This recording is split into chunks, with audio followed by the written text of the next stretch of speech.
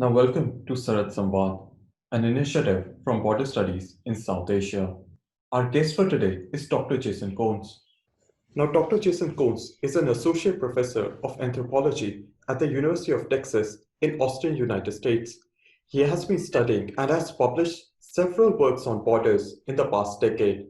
Now, with regards to border studies in South Asia, his work has mainly focused on Bangladesh, specifically on its borders, impact of climate change, and politics of development in Bangladesh. His current research is situated in the Sundarbans and the southwest delta region of Bangladesh, wherein this work particularly explores the ways that imaginations of future climate change are shaping the delta and the India-Bangladesh border in the present. Now, most South Asian scholars of border studies would already be aware of the works of Dr. Cones, but nevertheless, he has a chapter titled Histories of Belonging at the India-Bangladesh Borderland in the famous book Borderland Lives in Northern South Asia.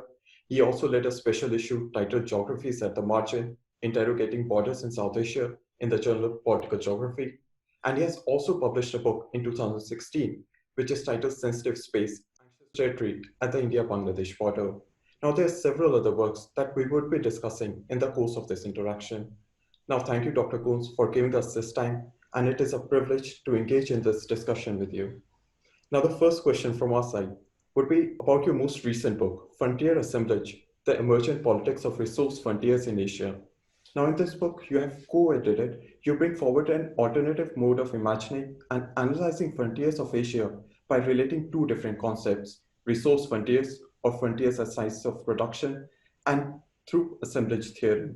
Can you first briefly explain us the concept of frontier assemblage and then tell us on how it can be used to understand the border regions of South Asia? Sure.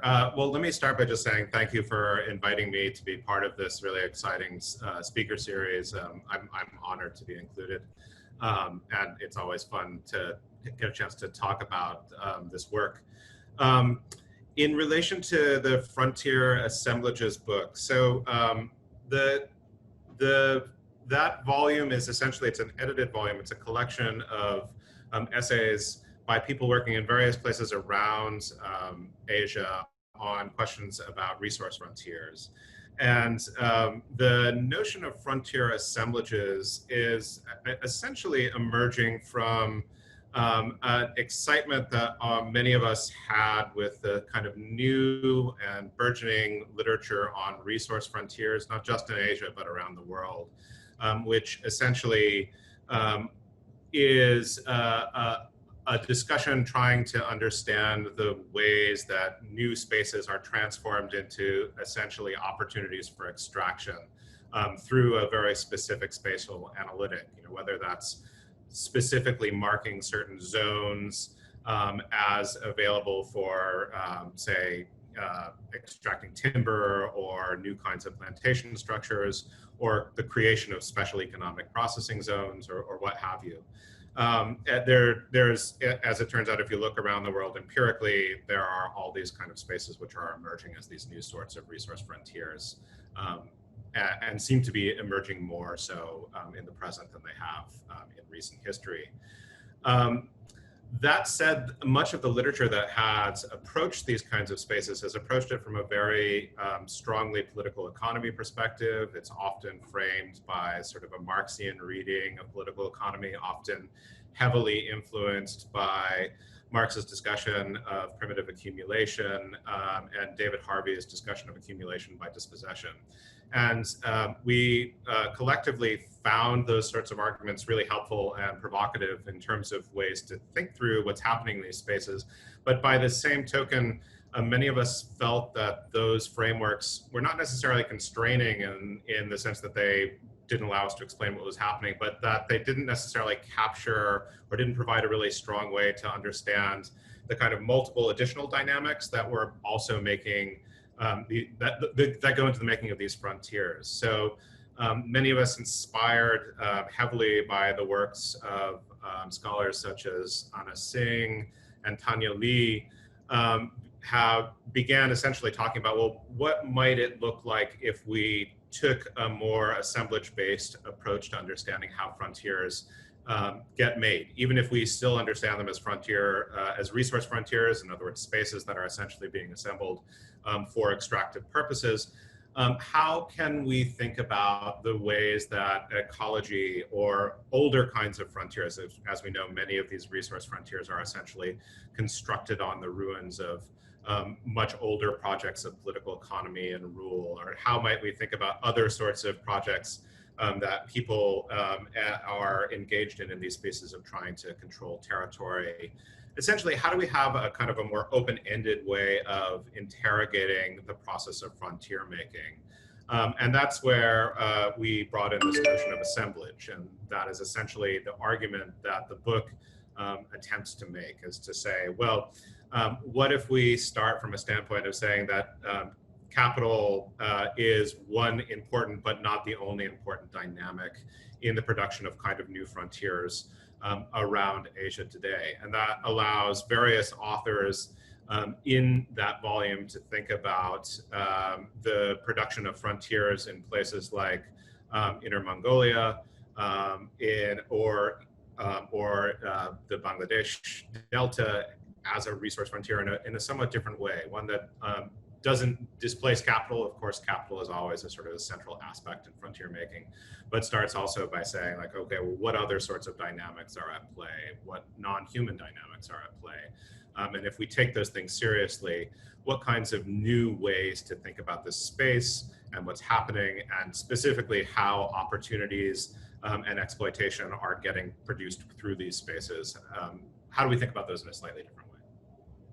So this concept of frontier assemblages, I think, is a useful analytic for thinking not just in Asia at large, but specifically in South Asia, in part because I think a lot of the kind of similar dynamics that are being traced throughout that book are very much present in frontier spaces in Asia, whether we're talking about India's northeast frontier, or whether we're talking about the Delta in Bangladesh, or whether we're talking about, many other places. And by frontiers, it's probably worth specifying here that we're not necessarily thinking about this book exclusively about border spaces, although frontiers often overlap with border zones. But rather, I think the central question is, if we are interested in looking at spaces where both extraction on the one hand through processes of making new plantations or mines are emerging, and production on the other hand, and this is, I think, an important departure point in that book from how resource frontiers are often talked about. We see resource frontiers as also spaces that can be talked about as places of production. How do we think about these kind of spaces and their emergence? And as I mentioned, these kind of spaces are popping up all over South Asia. And part of the project of the book is to try and step away from sort of the specifics of talking about, say, what does this export processing zone look like in relation to other export processing zones, or how do we think about spaces where mining is taking place in relation to other mining, but rather to say, like, well, what happens if we ask questions about the ways that plantations and mining and export processing and future making projects around trying to address future climate change? What if we think about all of these things as essentially, in some sense, similar, right? What kinds of things can we learn from that? And in a lot of ways, I think that South Asia, particularly the margins of South Asia, are prime places to begin asking these questions. They're spaces where there's a tremendous amount of new projects of trying to extract value in various different ways, whether we're talking about petrochemical extraction or mining or plantations, or simply thinking about what the future of development and conservation might look like. So I think that this is a concept that we hope speaks fairly broadly, and not even just exclusively inside of Asia, but conceivably across the globe. But I think it has quite a bit of resonance for scholars of South Asia as well. Now the second question is in relation to your current research area, whereby you have analyzed the Bangladeshi borderland, in particular its coastal borders, through the concept of heterodystopias, whereby you diagnose that this borderland space is being managed as and in anticipation of a dystopian climate crisis in future. So the question is, how do you see heterodystopia emerging in practice within the Bangladeshi borderland, and what alternative does the borderland offer to this notion?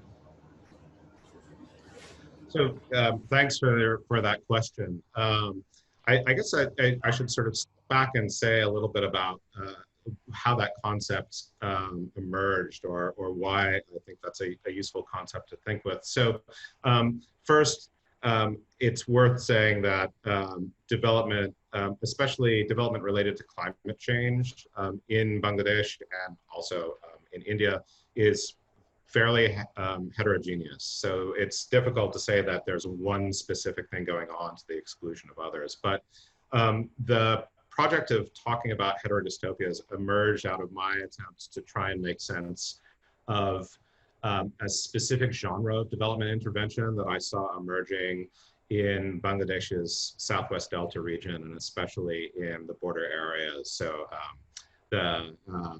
much of that work emerges out of research that I've been doing in Shatkhira, fairly close to the India-Bangladesh border itself.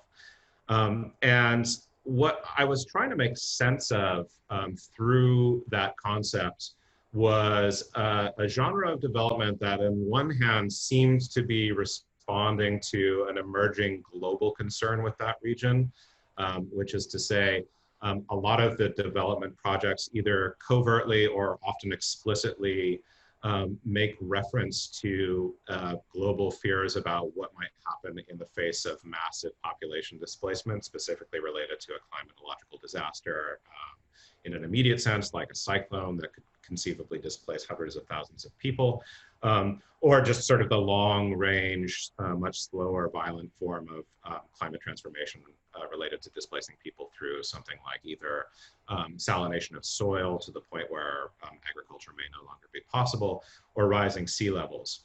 And the point of this development from my standpoint, or from my understanding of it, is essentially that it often seems to be responding more specifically to this global security concern than an actual grounded concern with what's happening to people on the ground, as it were.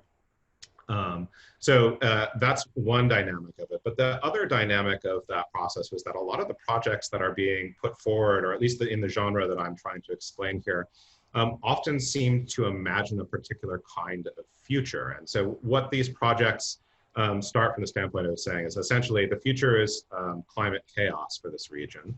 We're talking about a region that has 20 million people. So if 20 million people are displaced, obviously there's major concerns from a global security standpoint about where people will go, whether they'll move to other urban areas inside of Bangladesh, or more likely, will they move across the border into India?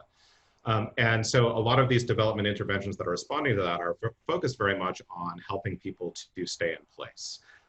So they look a lot like projects that imagine a world where climate chaos essentially unfolds around a set of people who are anchored in place using development technology, and they use that technology effectively to survive, even as climate chaos kind of unfolds around them. And it's a very unitary vision of development. It tends to be focused on individual households and not necessarily on communities. So it's kind of a nuclear family vision of climate resilience, where individual families kind of hold on effectively by their teeth to land and avoid being displaced even as climate conditions get worse.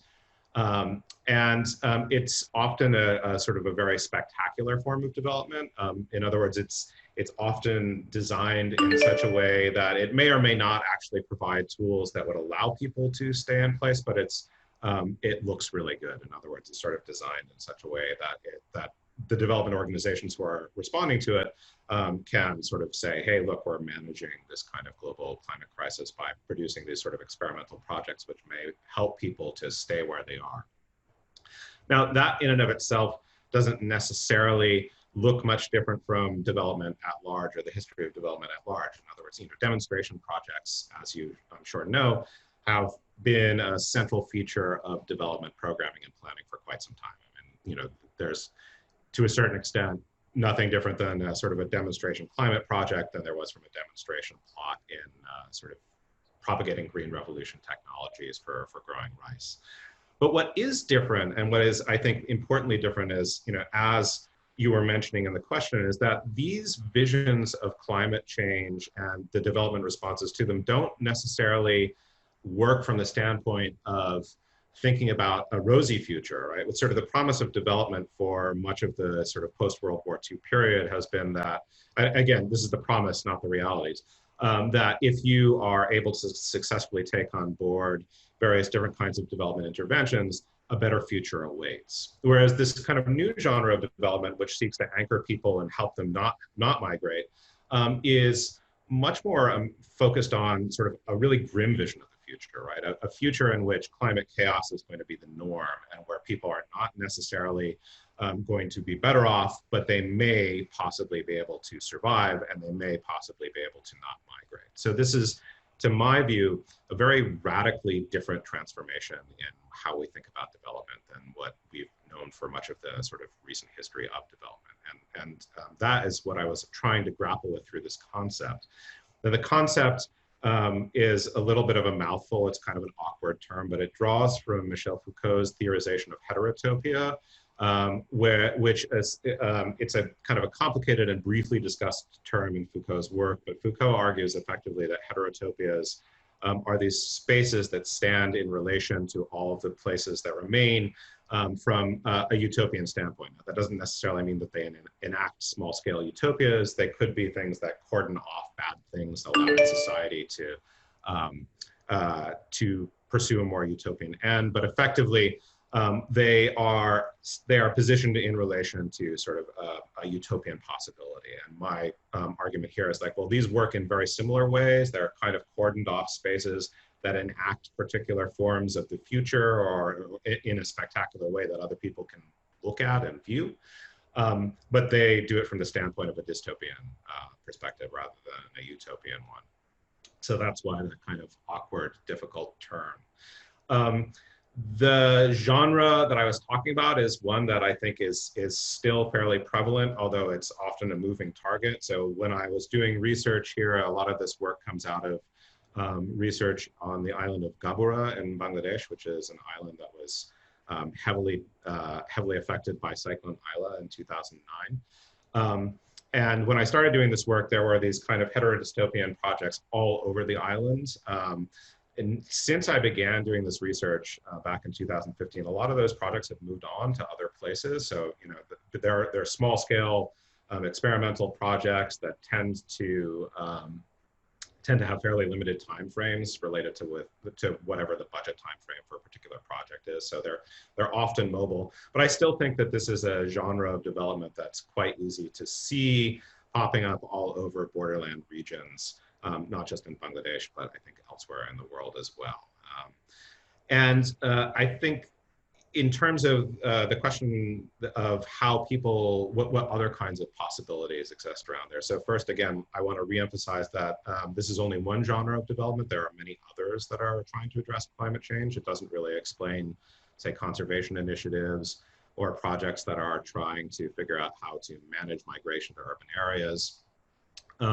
But I think none of those projects necessarily encapsulate the ways that people who actually are living on this sort of in this space, which is in many ways is a bleeding edge of climate and environmental change in the world today, are addressing problems often in much more grounded ways. So in the conclusion of that piece, I briefly talk about the other kinds of strategies that people are using to navigate environmental change, which aren't necessarily grounded in abstract imaginations of what climate change will look like or what its impacts on global security regimes will be, but rather on sort of like, what are the kind of quotidian things that people need to do? Like, what kind of quotidian transformations are going to make life for peasants living in spaces like the Bengal Delta difficult? And a lot of those are fairly everyday practical issues, like how, what kinds of things are going to be necessary in order to be able to produce food that can be taken to market and sold, right? So,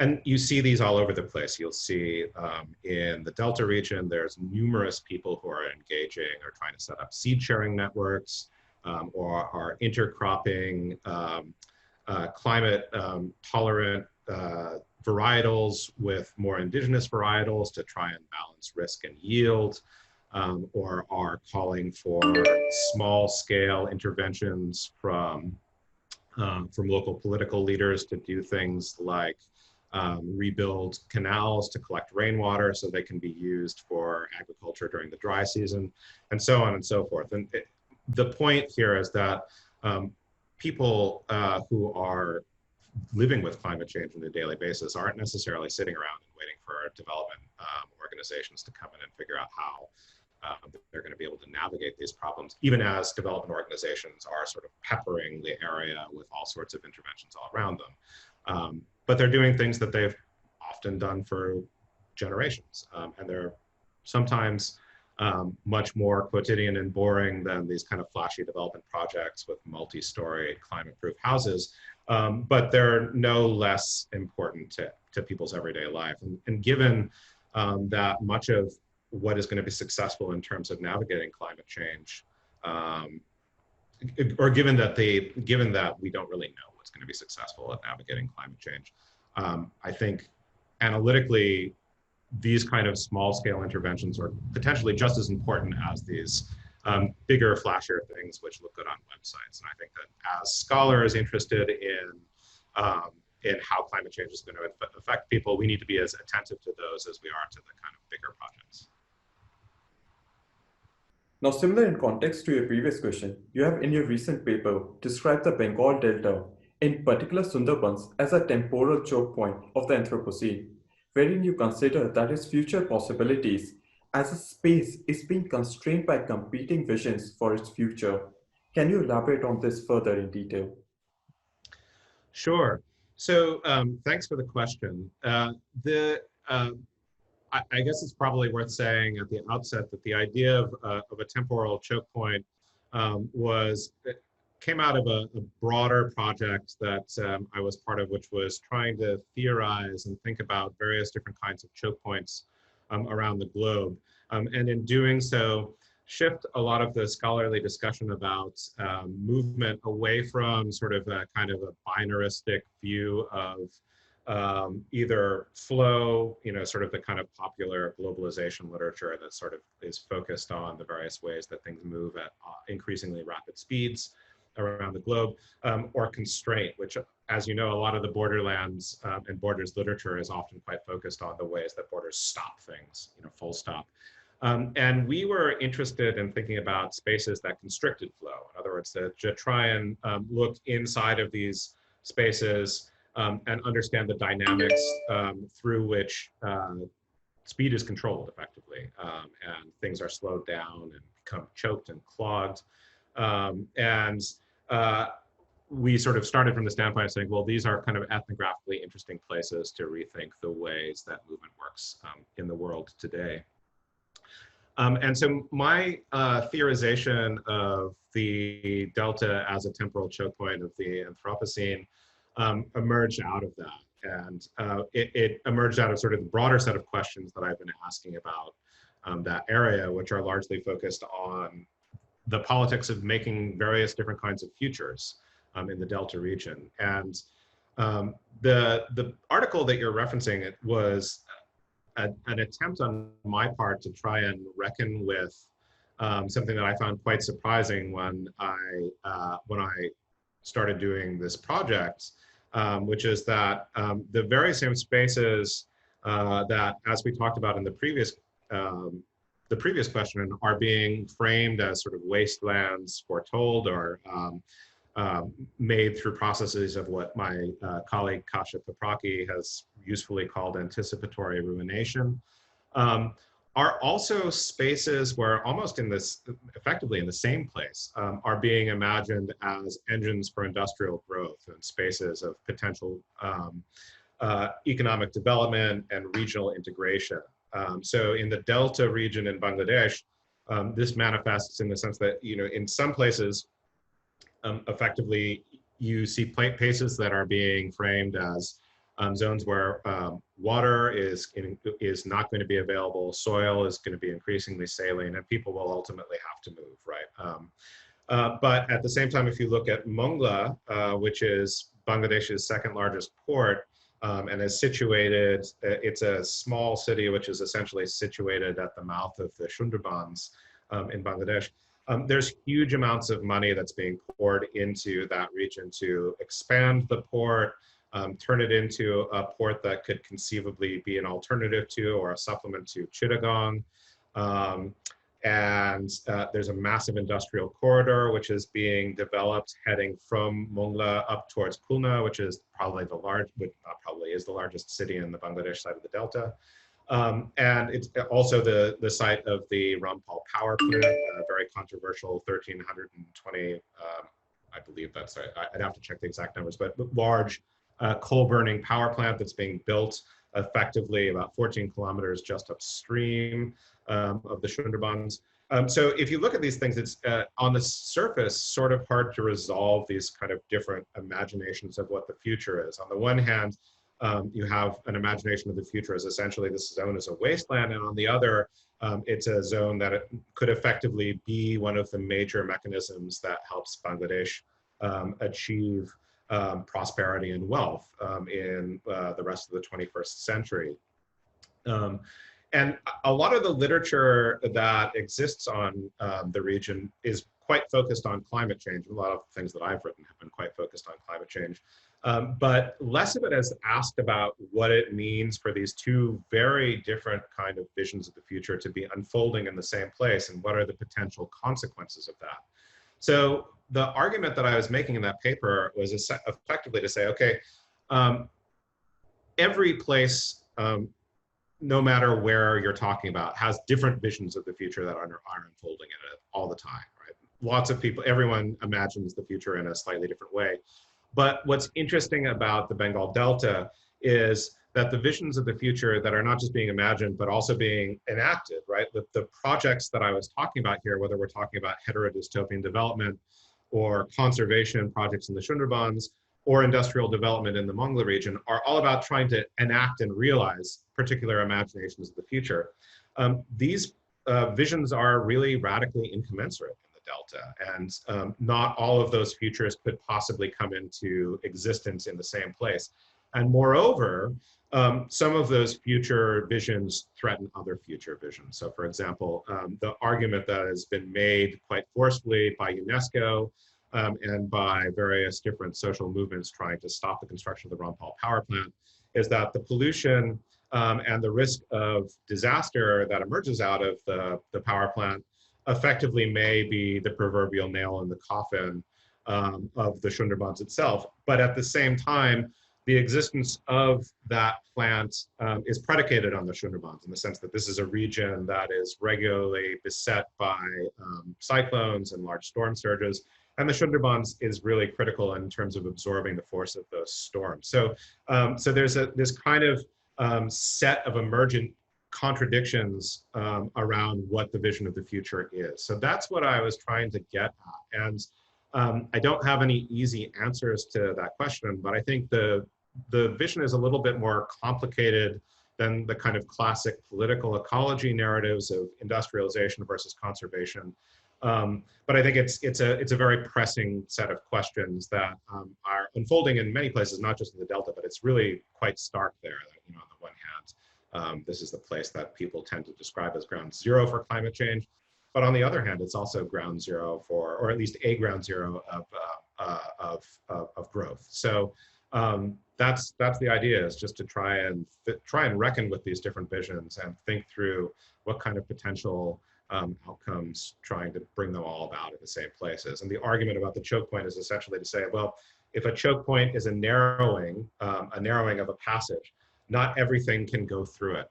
And in some cases, what may end up happening is that you have a blockage that prevents all things from going through it. And so that metaphor I found useful in thinking about how to try and think about these incommensurate futures all at the same time. Now, you have stated in your work that when studying borders, especially post-colonial borders, we must engage both with the broad macro-historical processes of border and state-making, and also the micropolitics of borderland life. You have also conducted extensive fieldwork in Bangladesh and its borderland regions. What conceptual frameworks would you recommend to emerging scholars pursuing border studies in South Asia?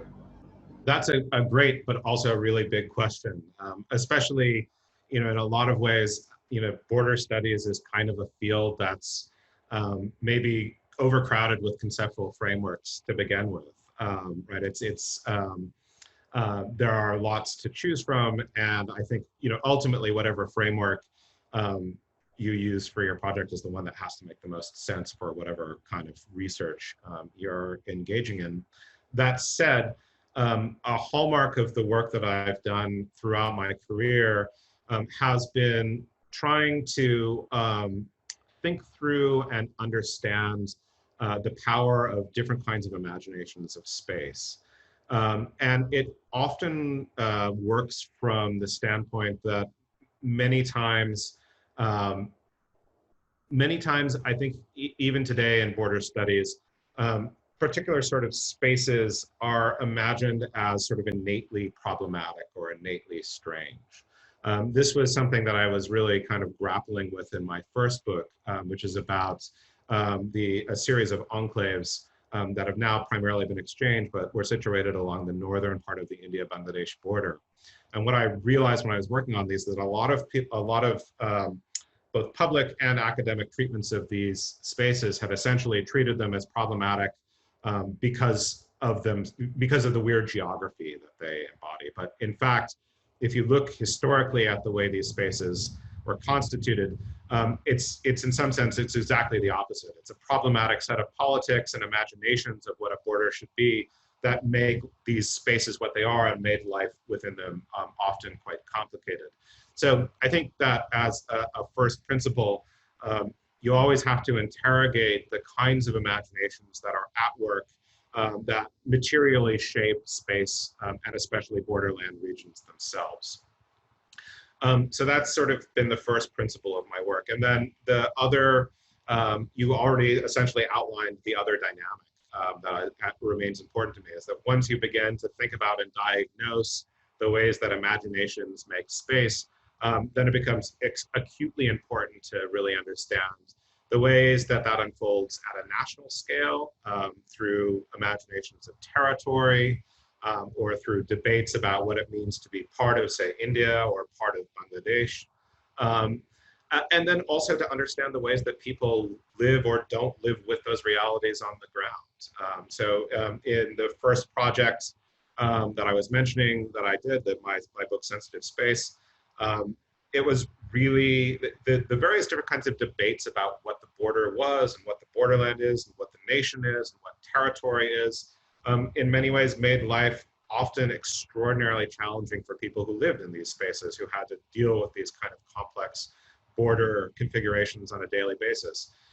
If we think back to the heterodystopia case that I was talking about earlier, I mean, oftentimes those sort of imaginations of space as a wasteland foretold certainly have important impacts for people who live in the regions, but often people who are living in and around these development projects sort of look at them quizzically and think of them as either obnoxious because they're actually not providing assistance that they feel like they need, or just sort of, you know, strange entities that more or less you can look at and move on with your daily life. So you can't take any of the effects for granted, and that's why I think it's really important to couple a rigorous historical analysis that looks at the way spaces emerge over time with ethnographic work and oral history work that understands that from the perspective of people who live in those spaces themselves. So there's nothing particularly radical or unique about my standpoint. I think that lots of scholars of borders also work from the same position, but nonetheless, I think it's a critical step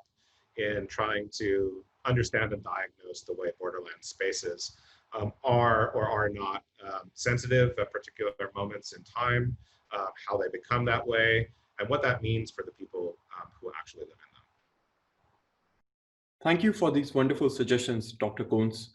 I would personally request all the young scholars who are watching this interaction to visit Dr. Cones' website, jasoncones.net, and there is a section on the website titled For Students, and it contains very helpful tips and advice for young scholars like us.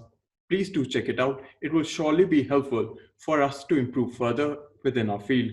On this note, I would like to thank Dr. Cones for this informative session and in giving us an opportunity to learn about South Asian borders. Thank you so much. It's been a real pleasure being on this. Thank you for engaging with my work. It's always a pleasure to talk to people who are actually have read it and to talk about those ideas. And I really appreciate it. It's been great. It's been a great conversation.